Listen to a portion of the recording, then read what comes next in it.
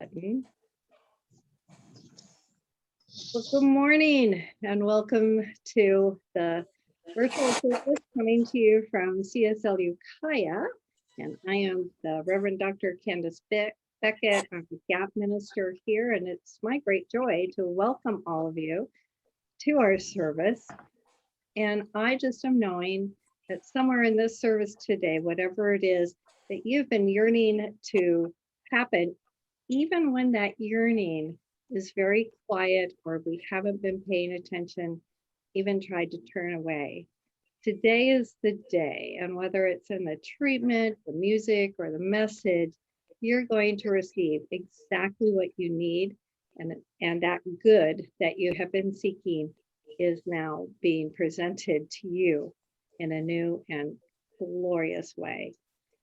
So let's all just get comfortable and enjoy the service, which will begin today with an opening treatment from Jack Hall. So Jack, take it away. Good morning, everybody. Let me see everybody. I didn't put you on gallery view. Hi, okay. So I invite you all to make this treatment your own as I do this in the first person, and invite you all to just move within. Take a deep breath, tune into your bodies, straighten yourself, bring your shoulders back, open yourself up.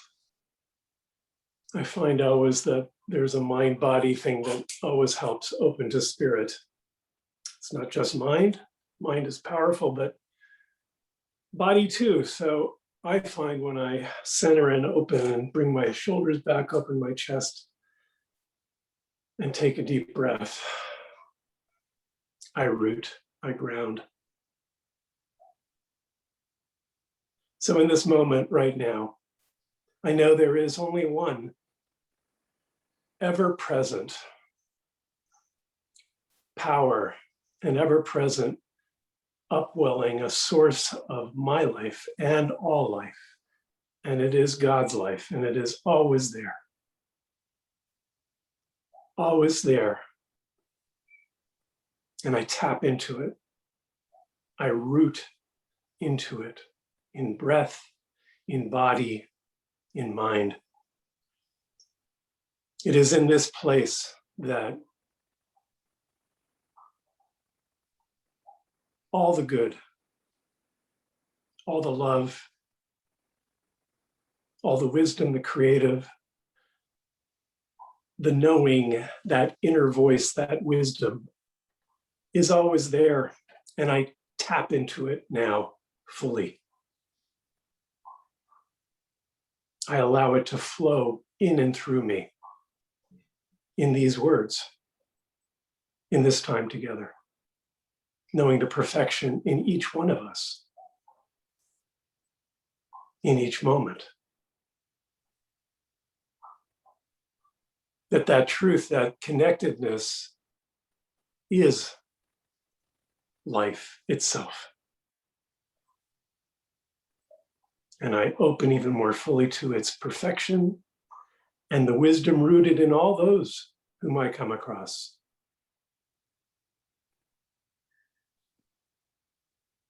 And I know in this moment too, for this beautiful center, for this beautiful community, the greater community of Ukiah and beyond, in this virtual, expanded, greater connectedness that we have all experienced in a new way, in a greater way, and are continuing to and will expand into more as we move forward, that there is a beautiful unfolding for this community in Ukiah. And I know that that wisdom of that unfolding is coming now. My apology. I know that that wisdom is coming now. It's coming. It's ringing into all of us. And I know that that wisdom is going to unfold in a splendid way, in a perfect way, and that we are all listening to that inner voice within us regarding it. Okay. Sorry. And I have the East Coast trying to tune into me here, and I apologize. But I'm knowing that for this center, all goodness unfolding in the months ahead. And I know that today for this service right now, that we're all rooted in it, that we're expanding in it, and we're nurtured and nourished in it, always here now. So I'm grateful for this. I let go of this in time and this moment, knowing its perfection, its unfolding, and celebrating it with open hearts, open minds, and open bodies. And I let it go into the one mind, the one presence, the one perfection. And so it is. So it is. So sorry, guys. I forgot to mute my phone. Well, you know what? That's okay. We've all done something.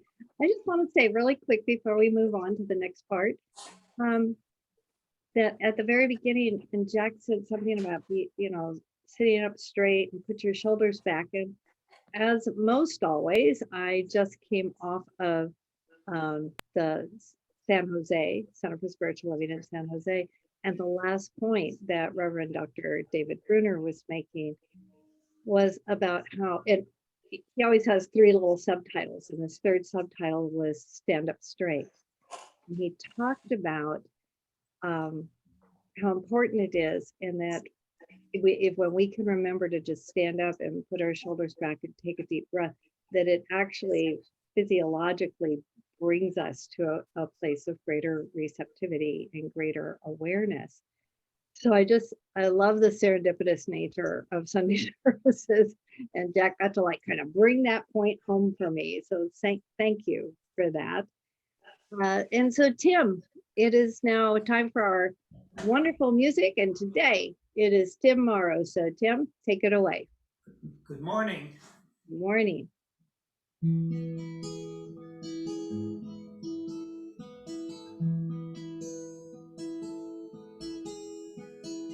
I made a new decision as I woke up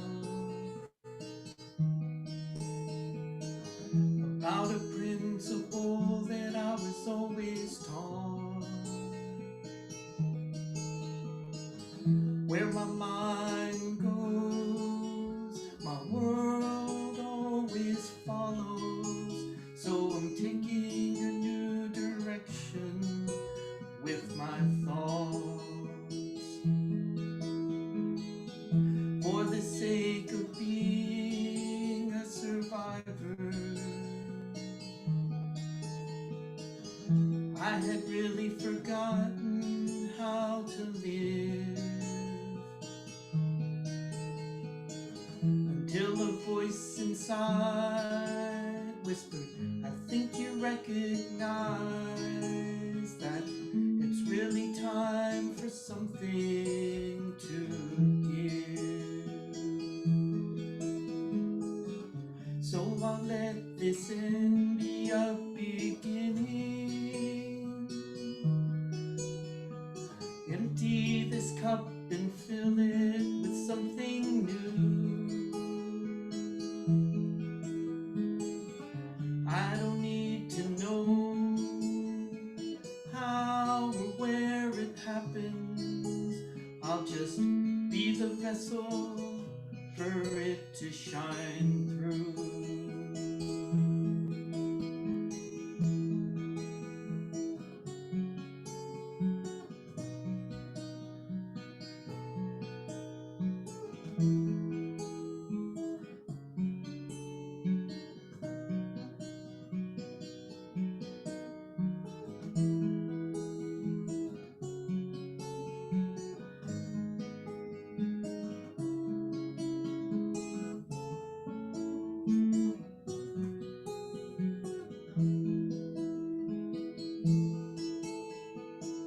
I've heard a thing or two about painful endings.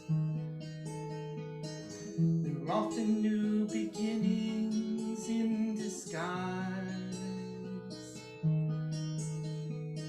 So I'll release with love all all that needs to go now, and taking this new day with new eyes.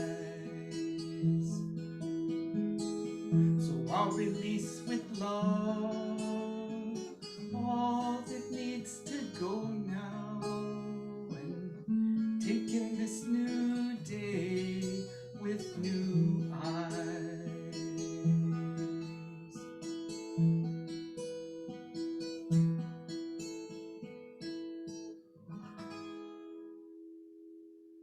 So it is.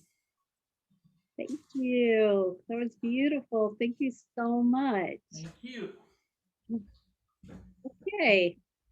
So the message this morning was inspired by the Reverend Dr. Edward Filion. And Edward, as most of you know, besides for being the senior minister in Santa Rosa, is also the current spiritual leader for the entirety of Centers for Spiritual Living. And in that regard, he has a blog where he posts these stories. And he did one in the last week or so. And it brought me to a place that I had in my life fairly recently. So I just need to give him credit. The stories are mine, but the idea, the general direction is his. So I wanted to give him credit for that.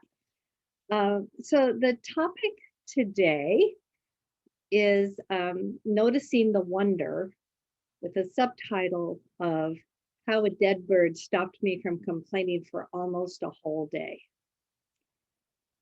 So what happened, and this was, fairly recently, and I had an exchange with a lady whose smile didn't agree with the rest of her face or her demeanor. I mean, she was smiling. I've often heard the expression, a smile, but it didn't reach their eyes. But it was kind of like, hi, that kind of a thing.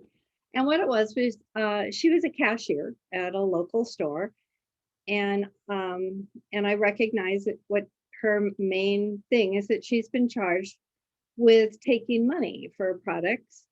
And at the end of every transaction, and because I was waiting in line, I saw it with every customer in front of me, a couple of people. And it ended with this quick smile and a have a nice day.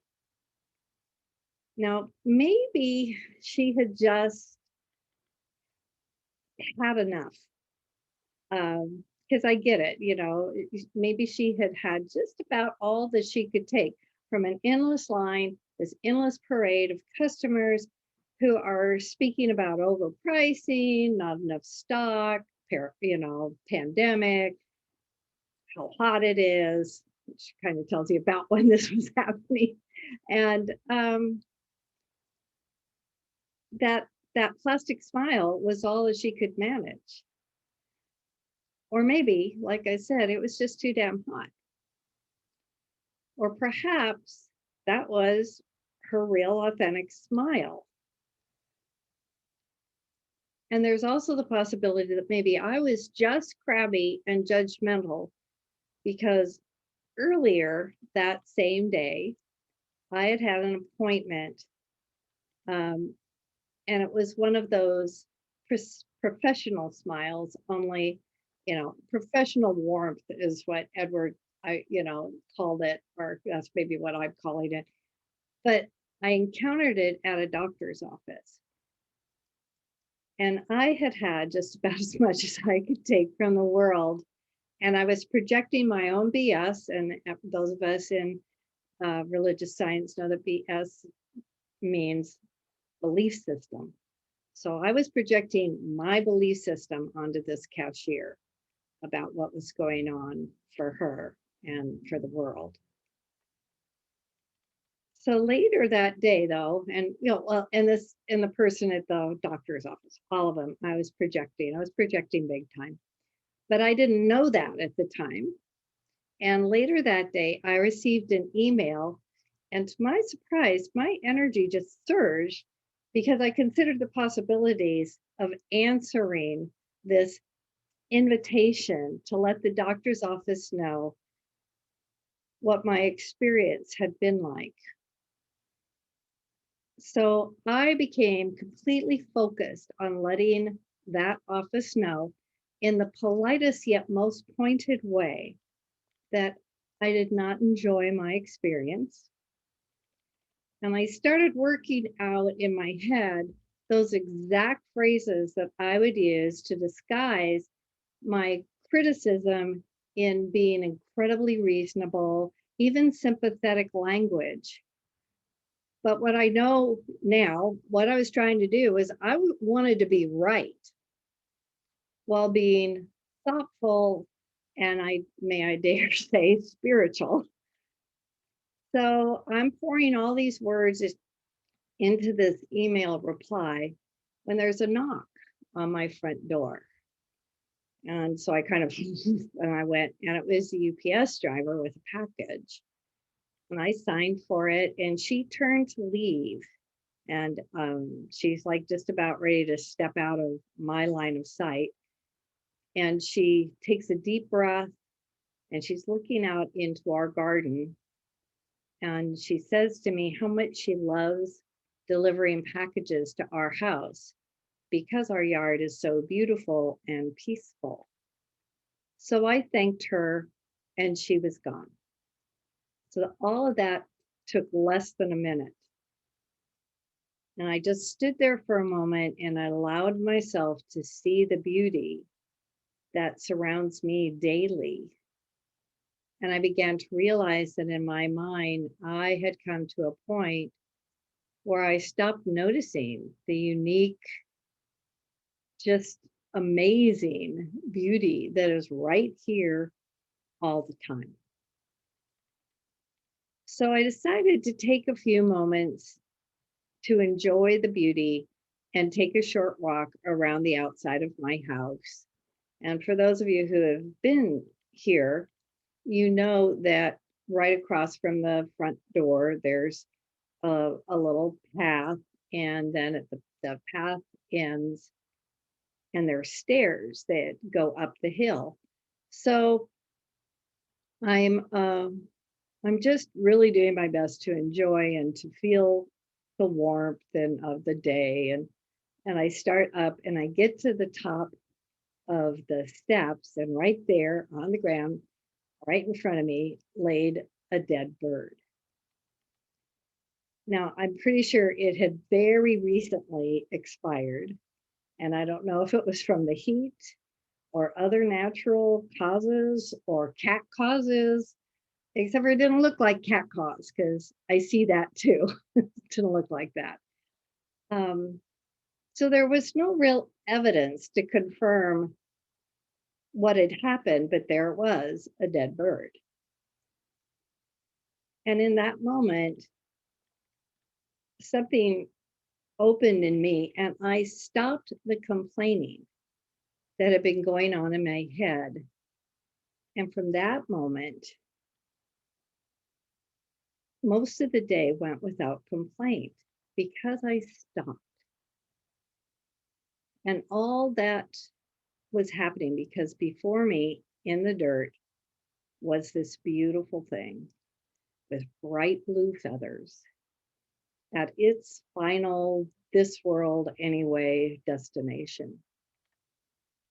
And in that moment, it occurred to me how brief some encounters are, and that I might be the only witness to a poignant, meaningful moment, the only witness, and I nearly missed it because I was composing a complaint email because I didn't like the way a cashier spoke to me. In that next minute, I respectfully moved the bird, and then I continued my day. And I allowed my mind to return to my personal good fortune for being alive, for the ability to walk around in this beautiful garden in a wonderful home. And as I walked, I was able to see more clearly who I am and how much privilege I have. And with more than a day or a week or a month to call my lifespan, I started to see my garden and my life as the blessing it truly is. In that moment, as my gaze moved around the yard, I began to notice so much, just a few steps from my front door, that I go in and out of many times a day and don't see anything really. In that moment, I saw, and I saw the impossibly fast moving insects. I saw hummingbirds going back and forth to the feeder. And I noticed the bees, and there were bees buzzing around these tiny blossoms in what seemed to me in that moment to be a joyful way. I imagined how happy I would be to find all that I need in a place on such a day as this. And that happiness occurred. But I nearly missed it.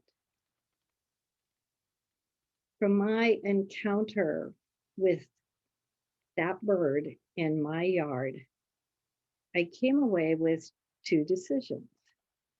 And the first one was, starting today, I will pause more frequently to notice the wonder and the beauty that is all around me, no matter where I am. And that includes in line with a cashier whose smile doesn't seem to meet her eyes. I can go ahead and see the beauty and the wonder. The other one was, in starting today, I will give my attention to that which has meaning, remembering that everything is God when it's obvious and when it is not. But something else was kind of at the edge of my consciousness as I was thinking about all of this. And I thought about the encounter at the store and at the doctor's office. And I wondered how much I miss when I'm impatient, when I'm feeling entitled, and when I get so myopic that I can only, I didn't see this whole person. I saw this, I saw a moment. So I just allowed those ideas to stick with me.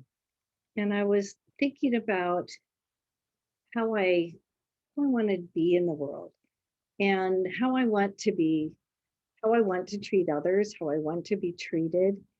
And I came across a passage. So this is from a book that I just finished, but many days ago as I was reading.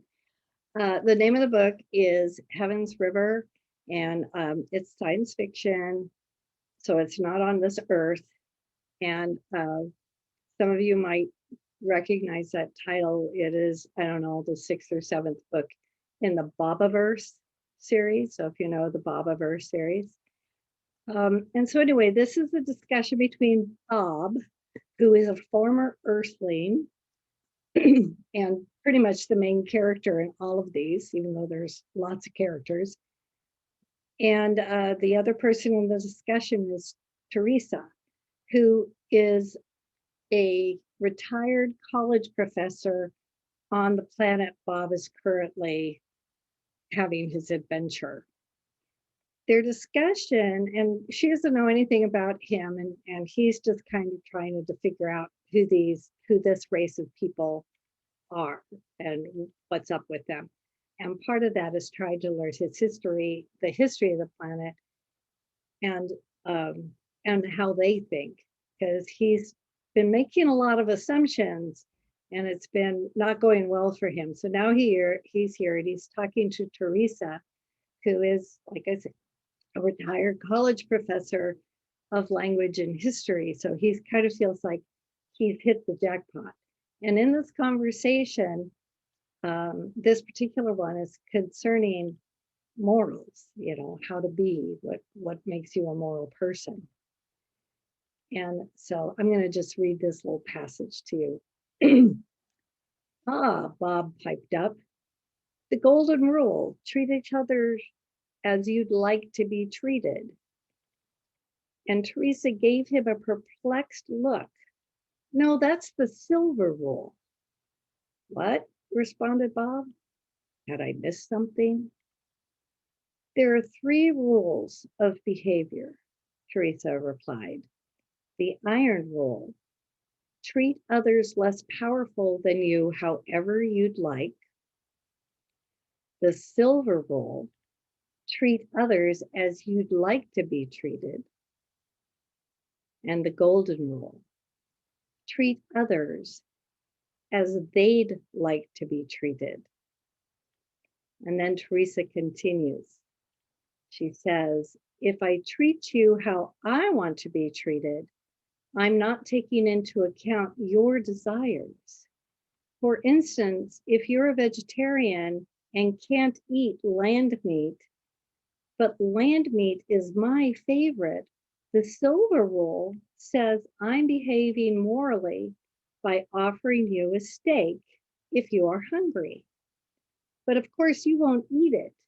And in fact, you may be hurt or offended by the gift.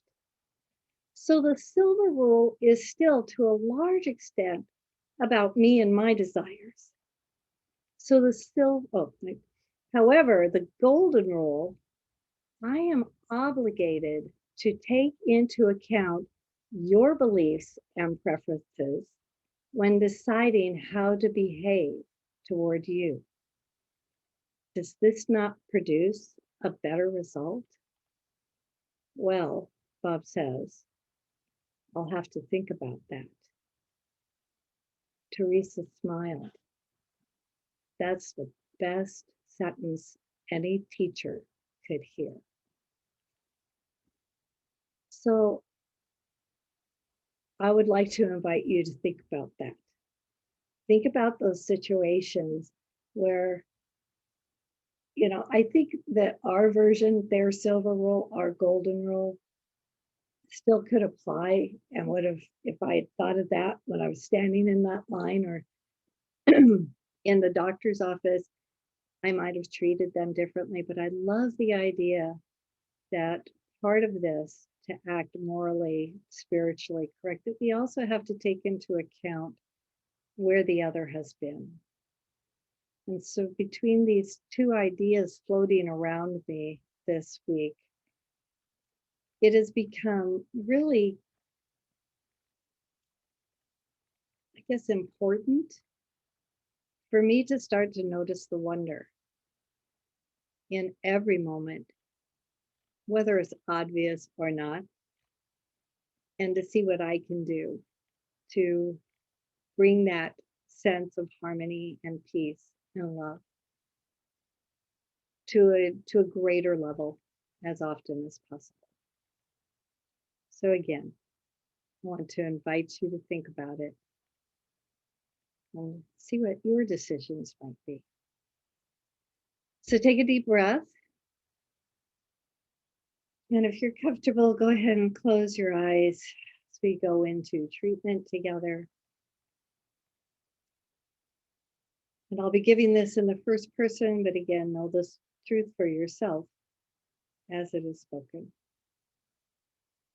There is one divine life, whole and harmonious. This life is the life of all creation,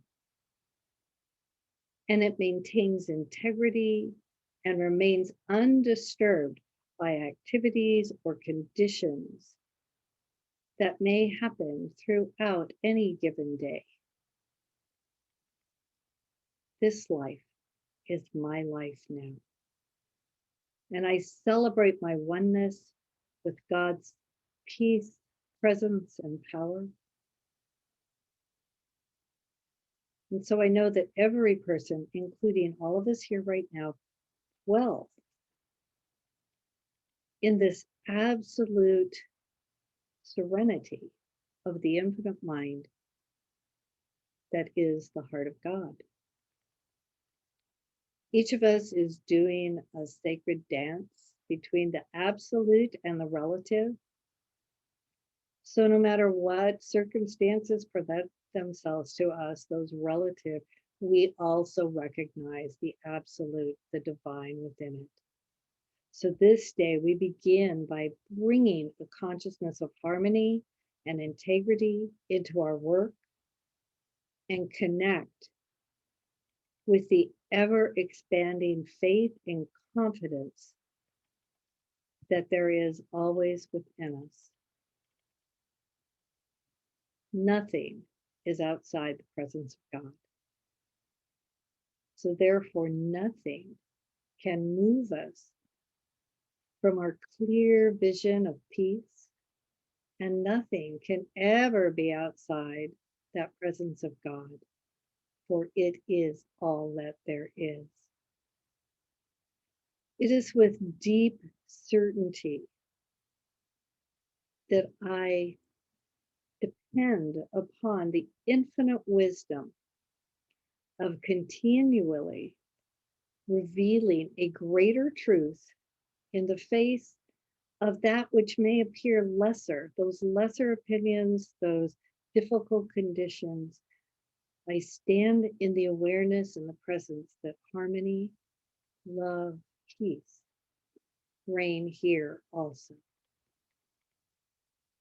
Deeply thankful for the emerging symmetry of spirit in all its manifest form. I rest in a sweet awareness that a greater vision is unfolding gracefully and successfully.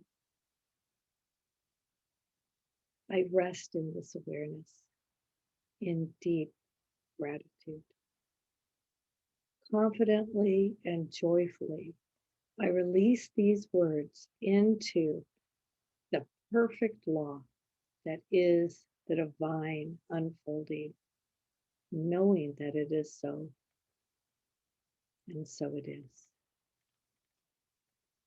So take another deep breath.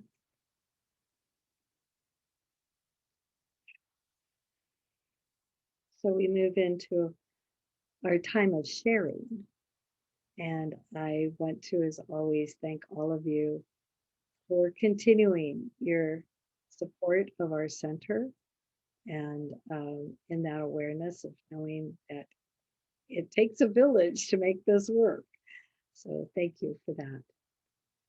And I will bring up the offering affirmation.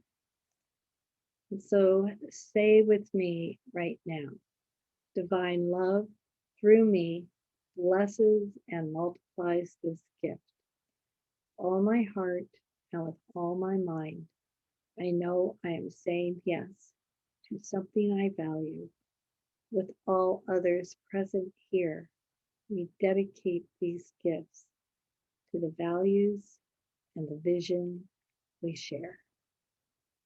So it is. Okay, so we do have some announcements. I'm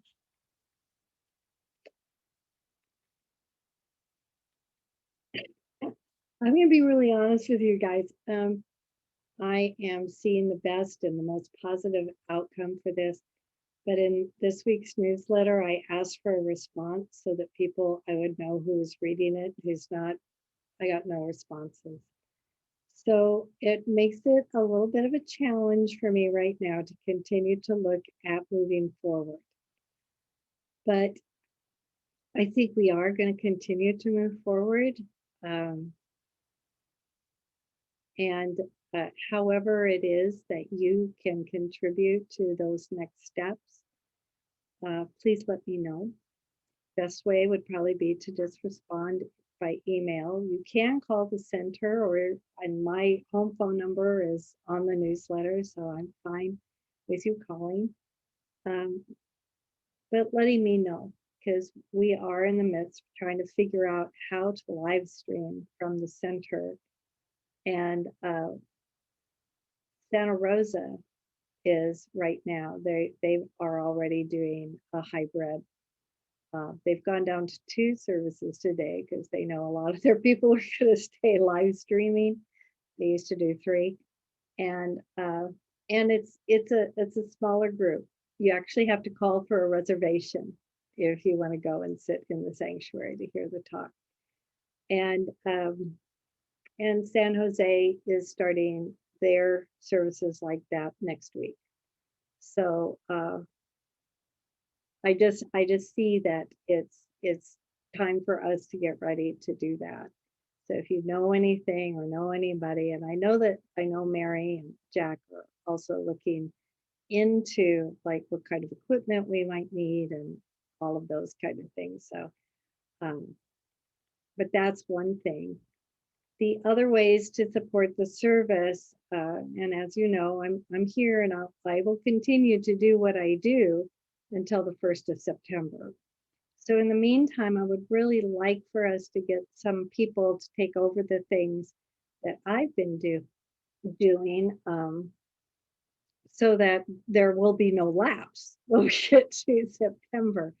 So we're looking for somebody to do the newsletter. That takes about 60 minutes once a week to compile and email it. And you can do it from the center. You can do it from your home. We'll make sure you're fully trained, and we'll give you everything you need for that. And I won't be disappearing. I'll still be around. But when somebody takes that over, if you need any support, I'd be happy to do it, show you how I've been doing it, things like that. Another one is Facebook. This is right now is mostly just monitoring it and checking in to see if anyone has posted to us. And I will tell you, because if you're one of the monitors for Facebook, you get little notices every time somebody visits or looks or watches. And we actually get quite a few. We can't tell who they are. It's just a number. And engagements means that's when they've probably actually watched the service on Facebook. And so it's pretty easy. It would also be nice if maybe once a week or so you put up something inspirational. And again, I can show you how to do that. As long as you're on Facebook, it's easy. And that's that. YouTube. This is mostly, and like I said, somebody will learn how to, when the service is over, how to get that recording onto Facebook and YouTube. And the place you start is YouTube. Again, it's pretty simple. And if I can do it, anybody on this call can do it. It's pretty easy. And I will also tell you that right now, we were also looking for people to schedule things like speakers and soloists and practitioners, and those are all covered between Gail and Mary Hooper. Mary Hooper is going to do the scheduling for speakers and soloists. So I'm pretty excited about that little part of it starting to move. So anyway, if you're interested in doing something that I mentioned, please contact me directly, and we'll set up a way that can continue to unfold.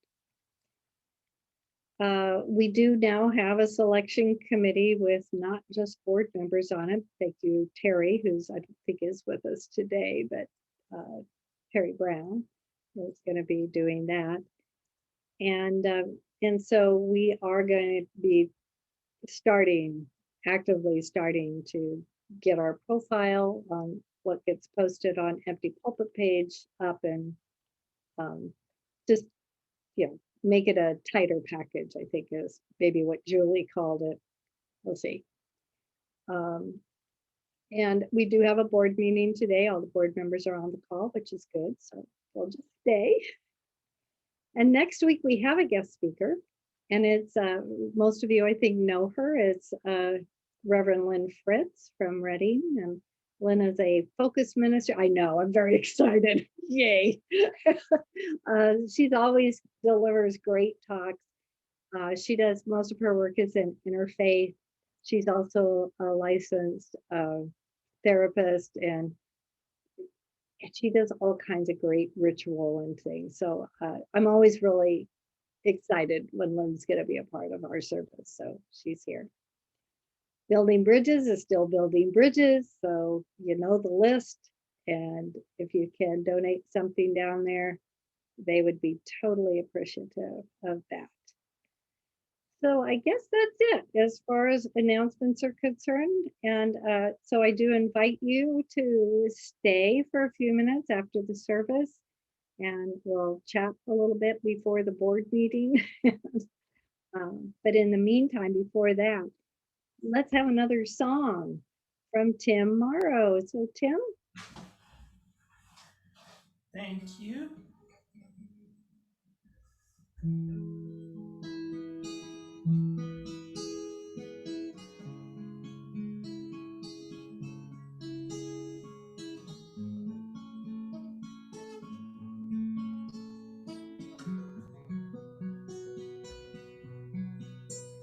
I let myself be whole. I let myself be free. I let abundance be the way for me. I let myself feel love. I let myself feel peace. I let my life unfold in harmony. And so it is, and so it is. I let abundance be the way for me. And so it is, and so it is. I let my life unfold in harmony.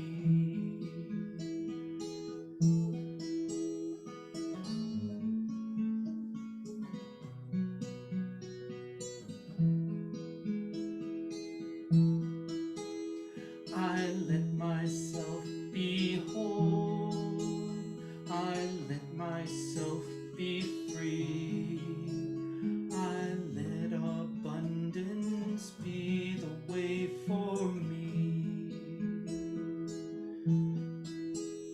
I let myself feel love. I let myself feel peace. I let my life unfold in harmony. And so it is, and so it is. I let abundance be the way for me.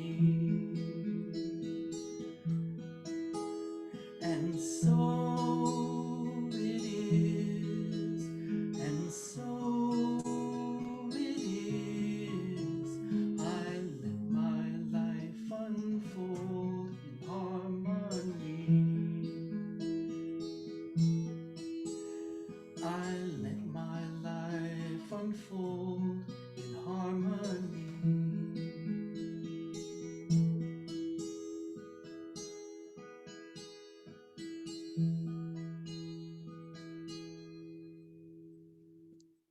Wow, and so it is. Thank you, Tim. That Thank was you. fabulous.